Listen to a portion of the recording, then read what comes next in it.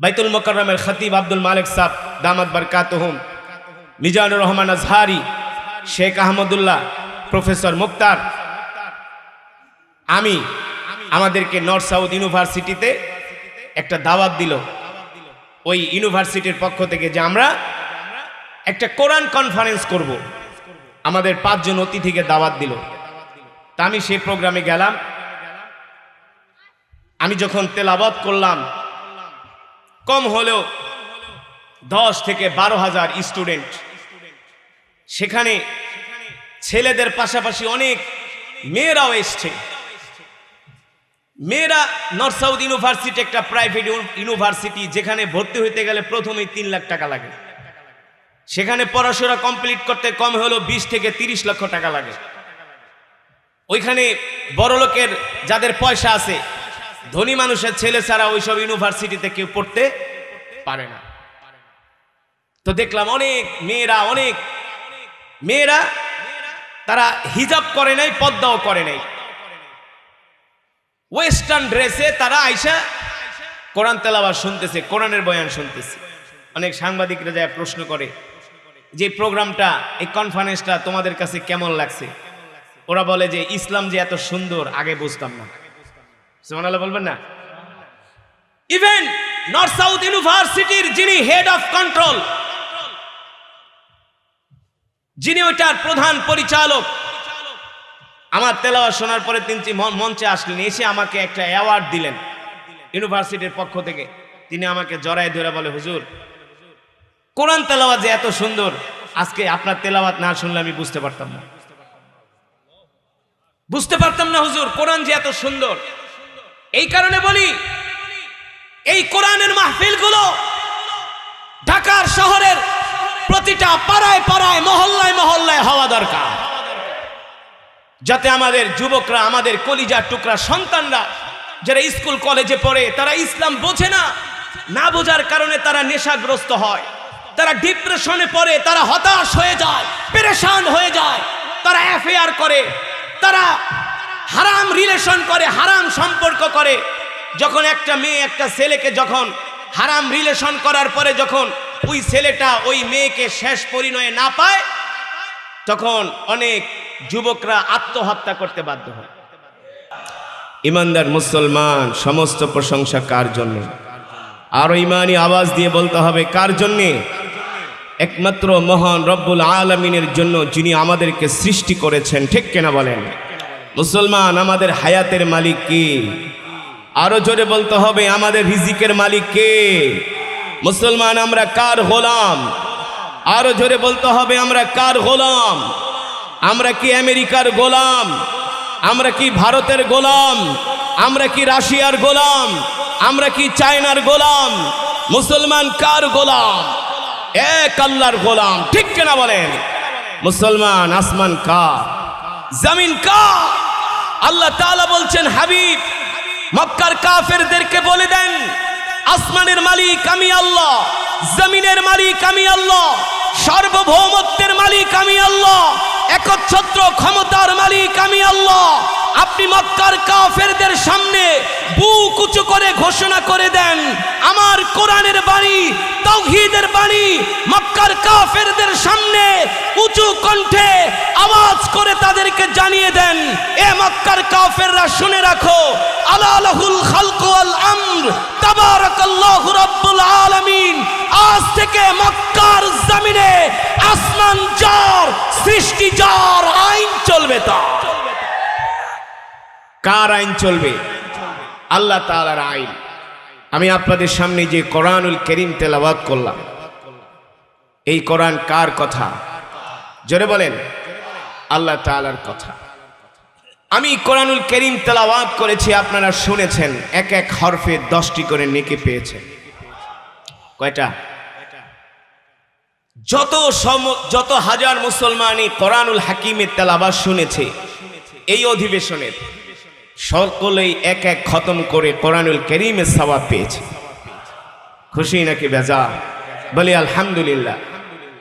আল্লাহ তাআলার প্রিয় বান্দারা, আমার কলিজার টুকরা প্রিয় যুবক বন্ধুরা, তোমাদের উদ্দেশ্যে বলছি, যেই কোরআনুল কারীম আমি তেলাওয়াত করলাম, এই কোরআন শুধু তেলাওয়াতের জন্যই নাজিল হয় নাই, এই কোরআন শুধু খতম পড়ার জন্য নাজিল হয় নাই, এই কোরআন তাবিজ লেখার জন্য নাজিল হয় নাই, এই কোরআন ঝাড় ফুঁক করার জন্য নাজিল হয় নাই। বাপ মরে যাবে, 40 দিন পরে 10 জন ইমাম দাওয়াত দিয়া খতমে কোরআন পড়ায়া খিচুড়ি খাওয়াবা, এই কারণে কোরআন নাজিল হয় নাই। আল্লাহর কসম করে বলি, কোরআন নাজিল হয়েছে আসমান যার, জমিন যার, আল্লাহর জমিনে বিধান চলবে তার। কার বিধান চলবে? আল্লাহ তাআলার বিধান। কুল্লুকুম রাঈন ওয়া কুল্লুকুম মাসউলুন আন রাইয়াতিহি। আল্লাহ রাসূল বলেন, প্রত্যেকটা মানুষকে আল্লাহ তাআলা দুনিয়ার জমিনে এক একটা দায়িত্ব দিয়ে পাঠিয়েছেন। যুবক, তুমি স্কুলে পড়তে পারো, কলেজে পড়তে পারো, ইউনিভার্সিটিতে পড়তে পারো, ডাক্তার হতে পারো, ইঞ্জিনিয়ার হতে পারো, সমাজের কোনো বড় নেতা হতে পারো, কোনো ব্যবসায়ী হতে পারো।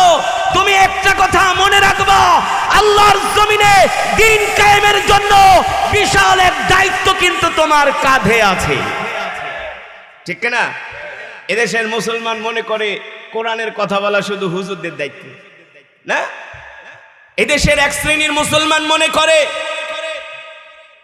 কালেমার দাওয়াত দেওয়া, দ্বীনের দাওয়াত দেওয়া শুধু হুজুরদের দায়িত্ব। হুজুররা তো আর ইসলাম ধর্মটা আল্লাহর কাছ থেকে লিজ নিয়ে আসে নাই যে হুজুরদের দায়িত্ব। হুজুরদের যেমন দায়িত্ব, প্রত্যেকটা কালেমাওয়ালা মুসলমানের একই দায়িত্ব, ঠিক কিনা বলেন? আজান হচ্ছে না, আজানের জবাব দিয়ে আজানের পরে অল্প কিছু সময় বয়ান চলবে, আপনাদের নামাজের শিফাউ ওয়া রাহমাতুল লিল মুমিনিন ওয়ালা ইয়াজিদুজ জালিমিনা ইল্লা খাসারা। আল্লাহ রাব্বুল আলামিন বলেন, নবী, আমি আল্লাহ আপনার উপর যেই কোরআন নাজিল করেছি, এই কোরআন আমি মুমিনের শেফার জন্য নাজিল করেছি। সুবহানাল্লাহ বলেন। এই কোরআন হলো মুমিনের জন্য মেডিসিন, এই কোরআন হলো মুমিনের জন্য ঔষধ, এই কোরআন হলো মুমিনের জন্য শেফা। আজকে আমরা মুসলমানরা বাংলাদেশে 95% মুসলমান হওয়ার পরেও, 95% মুসলমান হওয়ার পরেও আজকে আমরা শতকরা 100-র মধ্যে 10 জন মুসলমানও সমাজের মধ্যে আমরা সহি করে কোরআন পড়তে পারি না, ঠিক কিনা বলেন? অথচ আল্লাহ রসুলের হাদিস, তলাবুল ইলমি ফরিদাতুন আলা কুল্লি মুসলিম, এই কোরআন শিক্ষা করা প্রত্যেকটা মুসলমান নর নারীর উপরে ফরজ, ঠিক কিনা বলেন? আজকে আমরা মুসলমানরা নিজেরা কোরআন পড়তে জানি না, আমাদের সন্তানগুলো কোরআন পড়তে পারে না, আমাদের ঘরের মধ্যে কোরআনের তেলাওয়াত নাই, আমাদের সমাজের মধ্যে কোরআনের তেলাওয়াত নাই। আর কোরআনের তেলাওয়াত না থাকার কারণেই, কোরআনের চর্চা না থাকার কারণেই, মুসলমানরা কোরআন না শিক্ষা করার কারণে আমাদের সমাজে, দেশের মধ্যে শান্তিও নাই। আমাদের সমাজের মধ্যে অরাজকতা, মারামারি, কাটাকাটি, হানাহানি, হিংসা বিদ্বেষ, ক্ষমতার দ্বন্দ্ব, এর একটা মাত্র কারণ হলো মুসলমানদের মাঝে আল্লাহর কোরআনের শিক্ষা নাই, ঠিক কিনা বলেন? এই কোরআন যতদিন পর্যন্ত আমরা আঁকড়ে না ধরব, কোরআনের রাষ্ট্র, কোরআনের সমাজ, কোরআন দিয়া যতদিন পর্যন্ত আমরা রাষ্ট্র পরিচালনা না করব, কোরআনের তন্ত্র ছাড়া পৃথিবীর জমিনে অন্য যত কোনো তন্ত্র মন্ত্র বলেন, কোনো তন্ত্র মন্ত্র পৃথিবীর জমিনে শান্তি দিতে পারে নাই, পারবেও না, একমাত্র আল্লাহর কোরআনের তন্ত্র ছাড়া, আল্লাহর কোরআনের তন্ত্র ছাড়া। কিন্তু কিছু মানুষ আল্লাহর কোরআনের এই দাওয়াতকে তারা পছন্দ করে না, ঠিক কিনা বলেন? দ্বীন ইসলামকে তারা কোণঠাসা করে রাখতে চায়, দ্বীনের কোরআনের অমীয় বাণী, ইসলামের সৌন্দর্য তারা চায় না সমাজের মধ্যে ছড়িয়ে পড়ুক, ঠিক কিনা? কিছু মানুষ সহ্য করতে পারে না যদি কোরআনের সৌন্দর্য, ইসলামের সৌন্দর্য, কোরআনের অমীয় বাণী যদি প্রত্যেকটা মুসলমানের কর্ণকুহরে পৌঁছে যায়, তাহলে তারা কুফরি মতবাদ বাদ দিয়া আল্লাহর কোরআনের ছায়াতলে আশ্রয় নিবে। আর আল্লাহর কোরআনের ছায়া তলে আশ্রয় নিলে সারা বাংলার জমিনে আল্লাহর কোরআনের রাজ কায়েম হলে কোনো মানুষ না খেয়ে মরবে না। সমাজের ভিতরে মারামারি, কাটাকাটি, হানাহানি, হিংসা, বিদ্বেষ, ডাকাতি, মাস্তানি, চাঁদাবাজি, সন্ত্রাসী থাকবে না। ঠিক কিনা বলেন? বর্তমানে বাংলাদেশে যে হারে চুরি ডাকাতি হচ্ছে, ছিনতাই হচ্ছে, খুন খারাপি হচ্ছে, জাহেলিয়াতের যুগ কেউ হার মানাচ্ছে। কথা বলেন? দিবালোকে দিনের আলোতে একটা মানুষকে প্রকাশ্যে গুলি করে হত্যা করা কত বড় জঘন্য অপরাধ চিন্তা করতে পারেন? যে দেখেন যারা গুলি করেছে তারাও কিন্তু মুসলমানেরই সন্তান, যাকে গুলি করেছে সেও মুসলমানের সন্তান। মিরপুর পল্লবীতে দিনে দুপুরে একজন বিএনপির নেতাকে গুলি করে হত্যা করলো, যাকে হত্যা করছে সেও মুসলমান, যে হত্যা করছে সেও মুসলমান। এবার বোঝেন আজকে আমরা মুসলমানরা কোথায় গিয়ে দাঁড়িয়েছি। আমাদের এই খুন খারাপিগুলো দেখলে অমুসলিমরা হাসে, অট্র হাসি দেয়। তারা বলে তোদের ধর্ম না শান্তির ধর্ম, তাহলে তোমরা কেন এভাবে খুন খারাপি করো, মারামারি করো, রাহাজানি করো? কিন্তু আমরা তো আসলে নামে মুসলমান, গরু খাওয়া মুসলমান। মুসলমানের মুসলমানিত্ব আমাদের মাঝে নাই। আছে? সমাজের কয় পার্সেন্ট মানুষ নামাজ পড়ে বলেন? মাত্র সমাজের 3 থেকে 4% মানুষ নামাজ পড়ে। 100-র মধ্যে মাত্র 3% মানুষ নামাজ পড়ে। এই 3%-এর মধ্যে আবার ফজরের নামাজ পড়ে না আরো 1%। ঠিক কিনা বলেন?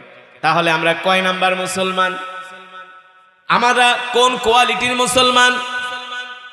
আল্লাহর কসম করে বলি, যদি আমরা সাহাবায়ে কেরামের আদর্শ গ্রহণ করতাম, আল্লাহ রাসূল সাল্লাল্লাহু আলাইহি ওয়াসাল্লামের আদর্শে যদি আদর্শবান হতে পারতাম, তাহলে আসলে আমাদের বাংলাদেশ সোনার বাংলাদেশে পরিণত হতো। আজকে আমাদের দেশের স্কুলের 7-8-এর ছেলেরা ওপেনলি রাস্তায় দাঁড়ায় দাঁড়ায় সিগারেট খায়। কথা বল, ওপেনলি রাস্তায় দাঁড়ায় দাঁড়ায় সিগারেট খায়। ওইদিন আমার বাড়ির সামনে 3-4টা ছেলে বয়স মাত্র 15 থেকে 16 আমার বাড়ির সামনে দাঁড়ায় সিগারেট খায়। আমি ডাক দিছি, এদিকে আয়। কোন স্কুলে পড়স? কোন স্কুলে পড়স? স্কুলের নাম বললাম না, আমাদের এই আশেপাশের একটা নাম করা স্কুল, নাম করা একটা স্কুল। আমি বলি সিগারেট খাও, তোমার কি সিগারেট খাওয়ার বয়স হয়েছে? আমার কয় আপনার বাপের টাকা দিয়া খাই। বলে আপনার বাপের টাকা দিয়া খাই। আমি ওর জবাব শুনে, ওর উত্তর শুনে আমি থমকে গেলাম। আমি বললাম, শোনো, তুমি আমার বাবার টাকা দিয়া খাও না, কিন্তু তোমার বাবার টাকা দিয়া তো তুমি খাও, কিন্তু তোমার বাবা তো তোমাকে সিগারেট খাওয়ার জন্য পয়সা দেয়নি। ঠিক কিনা? আজকে আমাদের তরুণ সমাজদের এই চরিত্রের অবক্ষয়, এর একটি মাত্র কারণ হলো আমরা তাদেরকে কোরআন শিক্ষা দেই না। আমরা তাদের পিছনে লক্ষ লক্ষ টাকা খরচ করি, কোটি কোটি টাকা খরচ কইরা জাগতিক শিক্ষায় শিক্ষিত করি, জেনারেল শিক্ষায় শিক্ষিত করি। তারা জেনারেল শিক্ষায় শিক্ষিত ঠিকই হয়, ইংলিশ ঠিকই শিখে, কিন্তু কোরআন না শেখার কারণে একজন জেনারেল শিক্ষার স্টুডেন্টগুলো আসলে জানোয়ার হয়ে যাচ্ছে, জানোয়ার হয়ে যাচ্ছে। তারা মুসলমানের সন্তান হয়েও দাঁড়ায় দাঁড়ায় প্রস্রাব করে, হারাম কাজ করে, অশ্লীল কাজ করে। তারা এই কথা ভাবে না এই দুনিয়ার জিন্দেগির একদিন পরই সমাপ্তি ঘটবে। এই জন্য দায়ী কারা? এই জন্য দায়ী আমাদের রাষ্ট্র, দায়ী আমাদের সমাজ, দায়ী আমাদের অভিভাবক। আমাদের সন্তানদেরকে আগে ধর্মীয় শিক্ষায় শিক্ষিত করতে হবে, আগে দিন শিখাতে হবে, কোরআন শিখাতে হবে, ইসলাম শিখাতে হবে, যে তোমার আসল পরিচয় কি। তোমার শিকড় আমেরিকায় নয়, তোমার শিকড় দিল্লি নয়, তোমার শিকড় রাশিয়ায় নয়, তোমার শিকড় হলো মদিনাতুল মুনাওয়ারায়। তুমি কোন নবীর উম্মত? তোমার জাতির পিতাকে, তোমার জাতির পিতা ইব্রাহিম আলাইহিস সালাম, ঠিক কিনা? তুমি কোন বাবার সন্তান? তুমি আদম আলাইহিস সালামের সন্তান। এই শিক্ষাগুলোকে আমরা আমাদের সন্তানদের দেই না। আজকে আমরা কোরআনকে গ্রহণ করি না। আমরা অন্য ধর্মাবলম্বীদেরকে অনুসরণ করি, তাদের কালচার, তাদের সংস্কৃতি আমরা অনুসরণ করি। পরিণামে কি হচ্ছে? পরিণামে আমাদের ছেলে মেয়েগুলো নষ্ট হয়ে যাচ্ছে, তারা ধ্বংস হয়ে যাচ্ছে, তাদের চরিত্র নষ্ট হয়ে যাচ্ছে। আজকে আমাদের যুব সমাজদের চলাফেরা দেখলে কলিজা ফেটে যায়। আমার এই এলাকার পাশে একটা বার আছে, বার। এখন এই এলাকাটা একটা মদের বারের নামে পরিচিত হয়ে গেছে। আশেপাশের অন্য অন্য দূর দূরান্ত থেকে মদ খাইতে আসে। রাত 12টা 1টার পরে যখন আমি প্রোগ্রাম থেকে আসি, মাঝে মাঝে দেখি 20, 30, 50 জন ইয়াং ছেলে, তরুণ, বয়স অত বেশিও না। জিজ্ঞেস করলাম কই কোথায় গেছিলা? বলে হুজুর বার থেকে বের হইলাম মদ খায়া। এই সন্তানরাই তো নেশার টাকার জন্য নিজের হাত দিয়া নিজের জন্মদাতা বাপের গায়ে হাত দেয়, মায়ের স্বর্ণের চেন চুরি করে। কথা বলেন? ঘরে যায় যা পায় সব নিয়ে আইসা বিক্রি করা পরে নেশা করে। পরে ওই মা বাবা আবার হুজুরকে এসে হুজুর আমার ছেলের একটা তাবিজ দেন। কেন? আমার ছেলে নেশা করে। এখন তোমার ছেলের তাবিজ না, হুজুরের বাইটাও যদি গলায় ঝুলায় দাও তোমার ছেলে কোনোদিন ভালো হবে না। ভালো হওয়ার সময় শেষ। ছোটবেলা থেকে তাদেরকে কোরআন শিক্ষা দেওয়ার দরকার ছিল, ঠিক কিনা? তাহলে তারা আজকে নেশা করতো না, মাস্তান হতো না, কিশোর গ্যাং হতো না। তাদেরকে কোরআন শিখাতে হবে, ইসলামের সৌন্দর্য তাদের সামনে তুলে ধরতে হবে। এর মধ্যেও আশার বাণী হলো, গত 3 দিন আগে বাংলাদেশের একটি নাম করা ইউনিভার্সিটি, নর্থ সাউথ ইউনিভার্সিটি, নাম শুনছেন? নর্থ সাউথ ইউনিভার্সিটি, এই গত 3 দিন আগে জাতীয় মসজিদের খতিব, বাইতুল মোকাররমের খতিব আব্দুল মালিক সাহেব দামাত বরকাতুহুম, মিজানুর রহমান আজহারি, শেখ আহমদুল্লাহ, প্রফেসর মুক্তার, আমাদেরকে নর্থ সাউথ ইউনিভার্সিটিতে একটা দাওয়াত দিল ওই ইউনিভার্সিটির পক্ষ থেকে যে আমরা একটা কোরআন কনফারেন্স করব। আমাদের 5 জন অতিথিকে দাওয়াত দিল। তা আমি সেই প্রোগ্রামে গেলাম। আমি যখন তেলাওয়াত করলাম, কম হলেও 10 থেকে 12,000 স্টুডেন্ট সেখানে, ছেলেদের পাশাপাশি অনেক মেয়েরাও এসছে।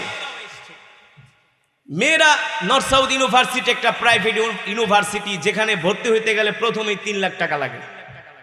সেখানে পড়াশোনা কমপ্লিট করতে কম হলো 20 থেকে 30 লক্ষ টাকা লাগে। ওইখানে বড় লোকের যাদের পয়সা আছে, ধনী মানুষের ছেলে ছাড়া ওইসব ইউনিভার্সিটিতে কেউ পড়তে পারে না। তো দেখলাম অনেক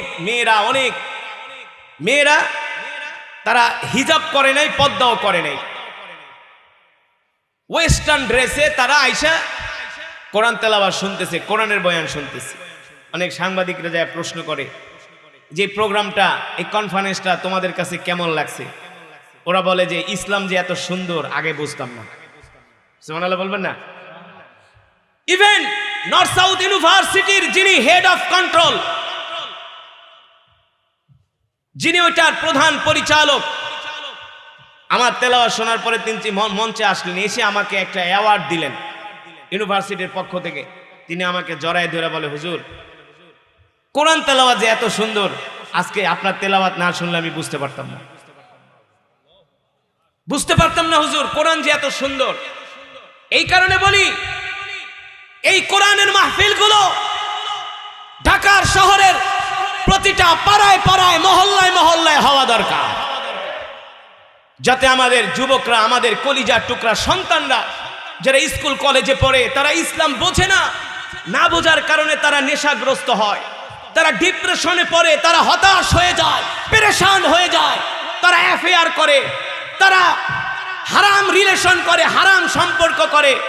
যখন একটা মেয়ে একটা ছেলেকে যখন হারাম রিলেশন করার পরে যখন ওই ছেলেটা ওই মেয়েকে শেষ পরিণয়ে না পায়, তখন অনেক যুবকরা আত্মহত্যা করতে বাধ্য হয়, সুইসাইড করতে বাধ্য হয়, ঠিক কিনা বলেন?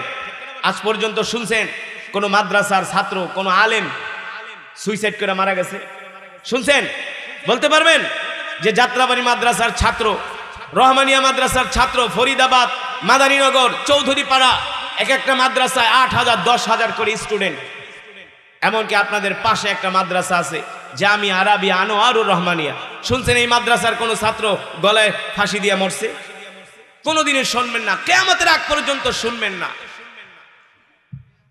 দুঃখ কষ্ট প্রত্যেকটা মানুষের জন্যই আসে, কিন্তু কিছু মানুষ এই দুঃখ কষ্টর ভার সামলাতে পারে না। কারণ কি?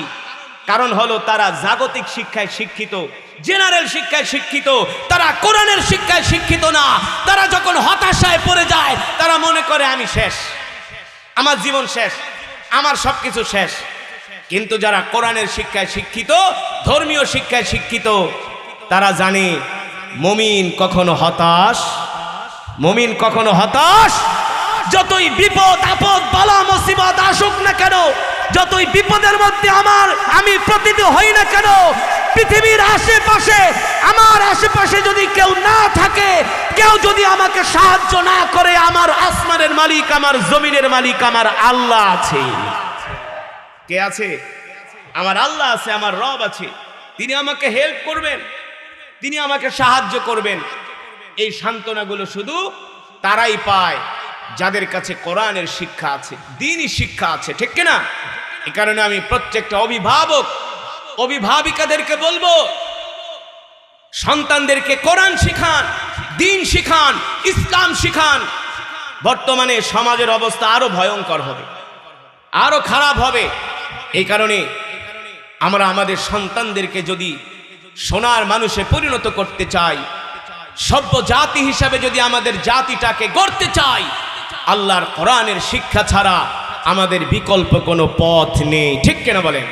এ কারণে আমরা নিজেরা কোরআন শিখব, আমাদের সন্তানদেরকে কোরআন শিখাবো, কোরআনের সমাজ কায়েম করব, কোরআনের রাষ্ট্র কায়েম করব, আল্লাহর জমিনে আল্লাহর কোরআনের বিধান কায়েম করার জন্য জান মাল সময় আমরা ব্যয় করব। রাজি আছেন ইনশাআল্লাহ? আল্লাহ তাআলা আমাদের সকলকে তৌফিক দান করুন। ধন্যবাদ জানাই কোনাপাড়া ইমাম ওলামা পরিষদ চমৎকারী অনুষ্ঠানটি করার জন্য। আল্লাহ তাআলা তাদের প্রত্যেককে যা যা খায়ের দান করুন।